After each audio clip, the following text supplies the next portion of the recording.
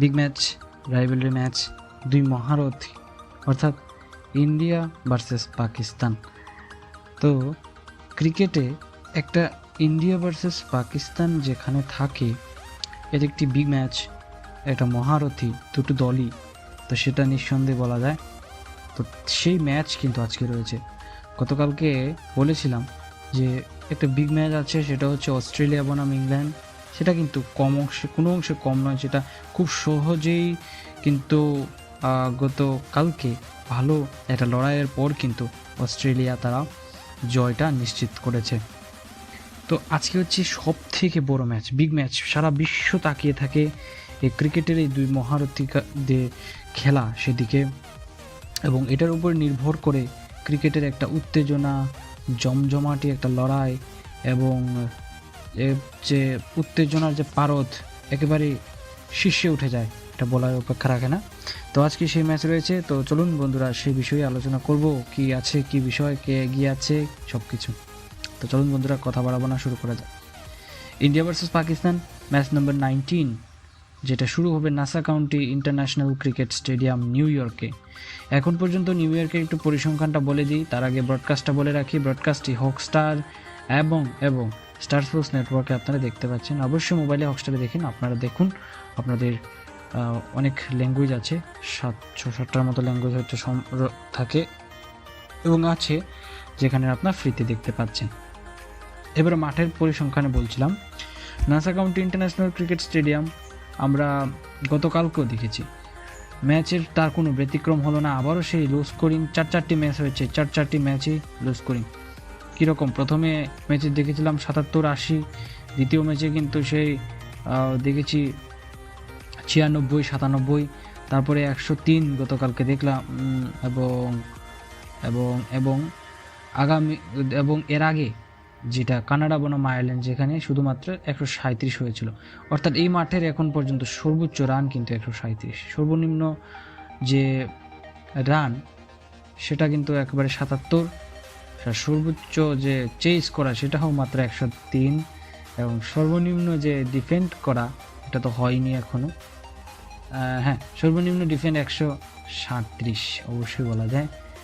তো 50-50, প্রথমে যারা ব্যাটিং করেছে তারা জিতেছে হচ্ছে 1টিতে, এবং দ্বিতীয় যারা বোলিং করেছে তারা তিনটিতেই জিতেছে। সো 4টির মধ্যে হচ্ছে 70-30। আর এছাড়া এখন পর্যন্ত তার যে বিহেভিয়ার আইসিসির মুখে একটা প্রশ্ন মুখর তুলেই দিচ্ছে। তো আগেও আমি একটা ভিডিওতে আমি বলেছিলাম যে ভারত বনাম পাকিস্তানের মধ্যকার ম্যাচে একটা হামলার হুমকি তো আগে ছিল, তো সেটা নিরাপত্তাটা কীরকম হয়েছে সেটা আমি আলোচনা করেছি, সে বিষয়ে যাচ্ছি না।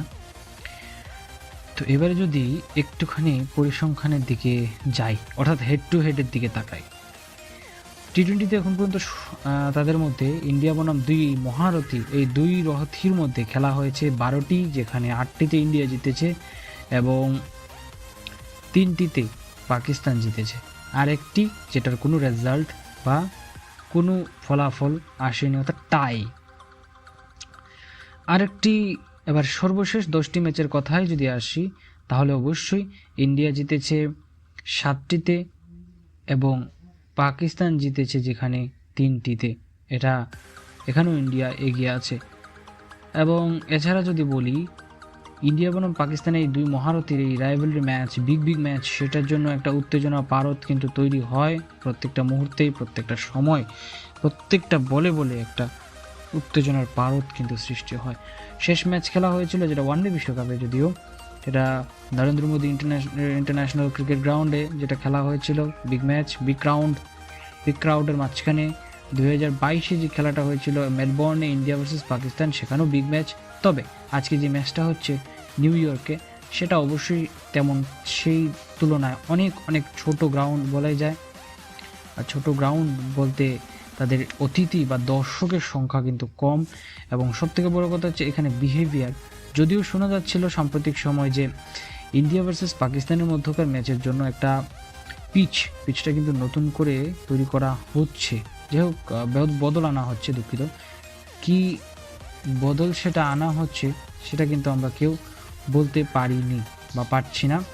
একমাত্র আজকের যে খেলা রয়েছে সেটা খেলাটি অনুষ্ঠিত হওয়ার পরই একমাত্র সেটা বোঝা যাবে, তার আগে নয়।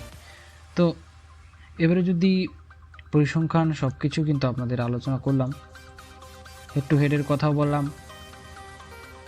এবারে ওয়েদার রিপোর্টের কথায় আসি। অবশ্যই যেখানে খেলা রয়েছে NASA county international cricket stadium, এখানে কিন্তু বৃষ্টির একটু সম্ভাবনা না থাকলেও ক্লাউডি আপডেট কিন্তু রয়েছে, অর্থাৎ মেঘাচ্ছন্ন আকাশ থাকছে। এবং সকাল সকাল খেলা হচ্ছে। আমাদের এখানে রাত 8:30টায় ম্যাচ, দুঃখিত 8টায় ম্যাচ, কিন্তু তাদের এখানে সকাল 10:30টা, তাদের এখানে 10:30টা, আমাদের এখানে 8টা। তো চলুন এবারে একটু প্লেইং 11-এর দিকে যাওয়া যাক। তার আগে বলে রাখি, হেড টু হেডের কথা আমরা বলেছি। হ্যাঁ, টিম ফর্মের কথাটা একটু বলে নিই। টিম ফর্মের কথা যদি আসি, ইন্ডিয়া সর্বশেষ ম্যাচে অবশ্যই সবগুলো ম্যাচই জিতেছে, বা 5টি ম্যাচই তারা সর্বশেষ যে 5টি কথা বলতে চাই 5টি কথাই জিতেছে। এবং সর্বশেষ ম্যাচ যে আয়ারল্যান্ডের সঙ্গে ছিল সেটিও তারা ইজিলি জিতেছে, যেখানে ভালো পারফর্ম করেছিল জসপ্রীত বুমরা থেকে শুরু করে সকলেই। আমরা হার্দিক পান্ডিয়াকেও কিন্তু ভালো পারফর্ম করতে আমরা দেখেছি।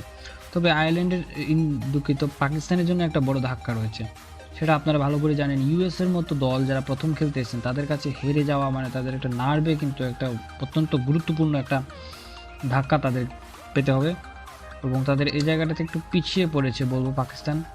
তো নার্ভ সেখান থেকে যদি তারা এগিয়ে আসতে পারে তাহলে এগিয়ে তাদেরকে যেতে হবে, অর্থাৎ এখানে নার্ভ শক্ত করে ম্যাচ খেলতে হবে। বিগ ম্যাচ অবশ্যই আপনারা জানেন, তো সেই তুলনায় কিন্তু ভালো খেলতে গেলে তাদের অবশ্যই নার্ভ কিন্তু শক্ত রাখতে হবে। তো চলুন আমরা প্লেইং 11-এর দিকে যাই। প্রথমেই ভারতের কথা বলবো। ভারতের যদি প্লেইং 11-এর কথা বলি, অবশ্যই রোহিত শর্মা একটা বিগ প্লেয়ার, বড় ম্যাচে বড় খেলেন, এবং আশা করছি তিনি আজকেই ওনার ক্যাপ্টেন্সি ভালো হবে। তো উনি নিশ্চয়ই দায়িত্ব পালন করছেন। এবং সঙ্গে আমরা হয়তো পাকিস্তানের যাকে বলা হয় সব থেকে বড় বিগ ফিশ ইন্ডিয়ার জন্য পাকিস্তানের বিরুদ্ধে, যেটা সব সময় আমরা দেখে থাকি, প্রত্যেকটা ম্যাচে রান পেয়েছেন, সেই বিরাট কোহলি। সেই বিরাট কোহলি কিন্তু থাকছেন। হয়তো জয়সওয়ালকে আজকেও আমরা হয়তো ওপেনিংয়ে নাও দেখতে পারি, তবে বিরাট কোহলিকে অবশ্যই আজকে খেলতে হবে। আগের ম্যাচে কিছু করতে পারেননি। এছাড়া আমরা হয়তো দেখতে পাবো সূর্যকুমার, ঋষভ পান্থ। তবে হ্যাঁ, সূর্যকুমার যাদবের আবারও সেই ব্যর্থতা। ইন্টারন্যাশনালে সিরিজে ভালো খেললেও এশিয়া কাপেও আমরা তার ব্যর্থতা দেখেছি, এবং ওয়ার্ল্ড কাপেও তার ব্যর্থতা কিন্তু একটু একটু হলেও দেখেছি। তো আজকেও আশা করছি সেই ব্যর্থতা কাটিয়ে উঠতে পারবেন তিনি। বিশেষ করে পাকিস্তানের এগেনস্টে ওঠাটা খুবই জরুরি। তো সঙ্গে আছেন ঋষভ পান্থ। এই 4জন ক্রিকেটার বিগ ভূমিকা পালন করতে যাচ্ছে ইন্ডিয়ার জন্য। এছাড়া হার্দিক পান্ডিয়া আছেন নিচে। এছাড়া শিবম দুবে কিংবা অক্ষর প্যাটেল, কে খেলবেন সেটি দেখার বিষয় না, আবার দুজনই খেলতে পারেন। তবে হ্যাঁ, আমি প্রেফার করব অবশ্যই অক্ষর প্যাটেলকে। এদিকে রবীন্দ্র জাডেজা খেলছেন, জসপ্রীত বুমরা আছেন, কুলদীপ যাদব, মোহাম্মদ সিরাজ এবং আশদীপ সিং। এই হচ্ছে ইন্ডিয়ার তাদের দল, অর্থাৎ মোট যে 15 সদস্য থেকে যে মূল একাদশে যারা চান্স পাওয়ার সম্ভাবনা কিন্তু রয়েছে। এবার পাকিস্তানের কথায় আসি, অবশ্যই বাবর আজম এবং মোহাম্মদ রিজওয়ান, তারা দুজন থাকছেন। তবে উসমান খানকে গত ম্যাচে দেওয়া হয়েছিল, কিছু করতে পারেননি। সাইম আইয়ুবকেও কিন্তু কিছু করতে পারেননি, দুজনই বটম হ্যান্ডেড ক্রিকেটার। তবে হ্যাঁ, উসমান খানকে আমার মনে হয় আরেকটি ম্যাচে সুযোগ দেওয়া উচিত। তো যাই হোক, জানি না উনি থাকবেন কিনা। তবে প্লেইং 11টা হচ্ছে বাবর আজম, মোহাম্মদ রিজওয়ান, উসমান খান এবং ফখর জামান, তাদের বিগ প্লেয়ার। আজম খান এবং ইমাদ ওয়াসিম আজকে ইমপ্রুভ হতে পারেন। বিগ ম্যাচ খুবই অভিজ্ঞতা সম্পন্ন ক্রিকেটার। একমাত্র ওয়ার্ল্ড কাপের জন্য তিনি অবসর ভেঙে কিন্তু পাকিস্তান দলে যোগ দিয়েছেন। এছাড়া ইফতিকার আহমেদ ভালো খেলে থাকেন, শাদেব খান, শাহিন শাহ আফ্রিদি, নাসিম শাহ এবং মোহাম্মদ আমির। সঙ্গে হারিস রৌফ এই চারটি পেসার তারা খেলতে পারেন। তো ভারতীয়দের জন্য একটা সবথেকে উইক পয়েন্ট যেটা আমরা প্রত্যেক সময় লক্ষ্য করে থাকি, বাঁহাতি বোলারদের বিরুদ্ধে। তাদের বাঁহাতি বোলার কিন্তু রয়েছে, দেখা যাক, আশা করছি ভালো খেলবেন। দুই মহারথীর ক্রিকেটার, দুটো দলেরই বিশ্ব চ্যাম্পিয়ন ক্রিকেটার রয়েছেন। তবে ইন্ডিয়া অনেকটাই এগিয়ে আছে বলা যায়, পরিসংখ্যানেও এগিয়ে আছে এবং বর্তমান যুগে পারফরমেন্সের দিক থেকেও তারা অনেকটাই এগিয়ে আছে। কারণ ইতিমধ্যে তারা পাকিস্তান ভেঙে পড়ার একটা সম্ভাবনা আমরা দেখি বা জানি, কারণ ইউএসের মতো দলের কাছে তারা হেরেছে, যেখানে সুপার ওভারে গিয়ে মোহাম্মদ আমির 18 রান খরচ করেছিল একটা ইউএসের দলের বিরুদ্ধে, তাও বাউন্ডারি কম এসেছিল। অর্থাৎ এখান থেকে তাদের মনোবল কিন্তু দুর্বল হতেই পারে যে মোহাম্মদ আমিরকে তারা অবসর ভেঙে পাকিস্তান দলে যুক্ত করেছে আবার নতুন করে।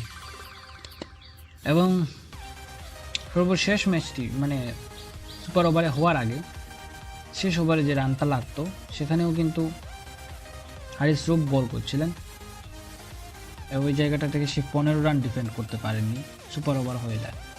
যাই হোক, এবারে যাব আম্পায়ারের দিকে। আজকে এই গুরুত্বপূর্ণ দুই মহারথীর এই রাইভেলরি ম্যাচ, বিগ ম্যাচ, যেটা নিয়ে সবসময় তর্ক বিতর্ক চলতেই থাকে, তো সেই মাঠের দায়িত্বে আম্পায়াররা কে আজকে এত গুরুত্বপূর্ণ ম্যাচে থাকছে সেটা আমরা দেখে নেব। প্রথমে যদি দেখি, রিচার্ড ইলিংওয়ার্ড থাকছেন এবং রড টাকার ফ্রম অস্ট্রেলিয়া, দুজনই কিন্তু বিদেশি। এবং থার্ড আম্পায়ার হিসেবে ক্রিস গাফানি ফ্রম নিউজিল্যান্ড, অর্থাৎ সবই কিন্তু বিদেশি। এবং রেফারি হিসেবে থাকছেন ডেভিড বোর্ন। তো বলা যায় আজকে সব কিছু কিন্তু বিদেশি দিয়েই কিন্তু খেলাটা হচ্ছে, বিদেশি আম্পায়ার। তবে হ্যাঁ, নিউ ইয়র্কের পিচ আজকেও কিন্তু সেই প্রশ্নমুখী তুলেই দিচ্ছে, কত রান হবে, কে প্রথম ব্যাটিং করবে, নাকি প্রথম যে ব্যাটিং করে সে এগিয়ে যায়, নাকি সে প্রথম যে বোলিং করে সে এগিয়ে যায়, একমাত্র দেখার বিষয়। কারণ সে এমন একটা স্টেডিয়াম যেটা আমরা চারটি ম্যাচে কিন্তু লো স্কোরিং ম্যাচ দেখেছি। সো আপনারা কি এক্সপেক্ট করেন সে কাছ থেকে বা সেই স্টেডিয়ামের পিচ থেকে, আপনারা কমেন্ট করে জানাতে পারেন। আর অবশ্যই ভিডিওটি ভালো লাগলে একটি লাইক এবং কমেন্ট করে আপনার মতামত জানাতে ভুলবেন না। তো সকলে ভালো থাকবেন, সুস্থ থাকবেন।